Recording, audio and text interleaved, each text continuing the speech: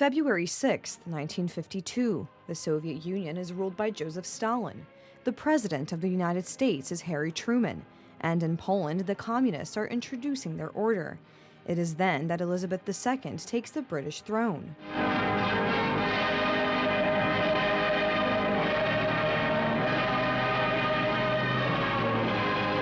She had been used to the crown for a long time. At 21, she took a special oath. I declare before you all that my whole life, whether it be long or short, shall be devoted to your service and to the service of our great imperial family to which we all belong. 70 years of the reign of Elizabeth II is a period of war and peace. Ministers and prime ministers have changed. She held her office continuously. The death of Her Majesty the Queen is a huge shock to the nation and to the world.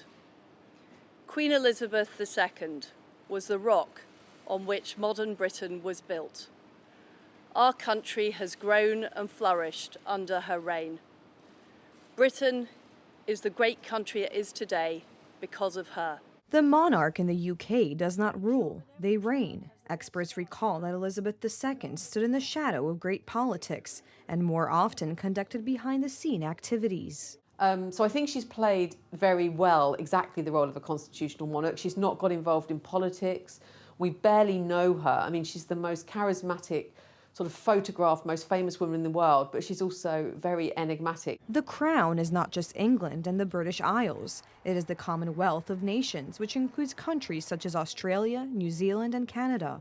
All these countries regarded Elizabeth II as the head of state. You know, the Queen has had a lifetime of engagement, not just with Commonwealth countries and their leaders and people, but people from many different countries across the world. She's someone who is just about seen everything. The British people have an enduring love for the royal family. In this difficult time, they are now together and trying to pay tribute to the late head of state. She's been around all my life, so I've never known anything different. So, it's going to be a big shock, to me, the country.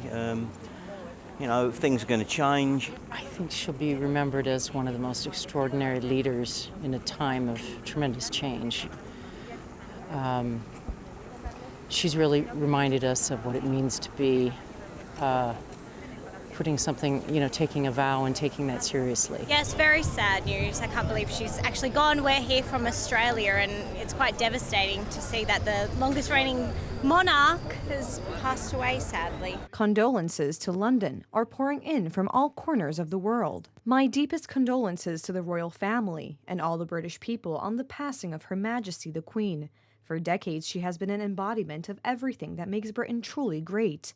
She will be missed and remembered in Poland and all over the world. Queen Elizabeth II was a stateswoman of unmatched dignity and constancy who deepened the bedrock alliance between the United Kingdom and the United States. She helped make our relationship special. In a world of constant change, she was a steadying presence and a source of comfort and pride for generations of Britons, including many who have never known their country without her. It is with deep sadness that we learned of the death of Her Majesty Queen Elizabeth II. On behalf of the Ukrainian people, we extend sincere condolences to the royal family, the entire United Kingdom, and the Commonwealth over this irreparable loss. Our thoughts and prayers are with you.